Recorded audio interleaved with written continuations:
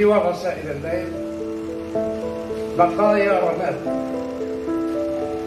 نحن أمة تحرق الدنيا كلها من أجل إشعال سيجارة، تختصر الكون بأكمله في عبارة، وتحول العبارة إلى بحر من قذارة، وفوق كل هذا تدعي الحضارة، تعشق الثرثرة بكل أشكالها، وتقطع للقيم كل أوصالها، وتنبت كالكلاب لائفة خلف مجون ونعارة. نحن أمة تفتخر بقتل بعضهم البعض، وكل منهم يعلن أمام العالم انتصار.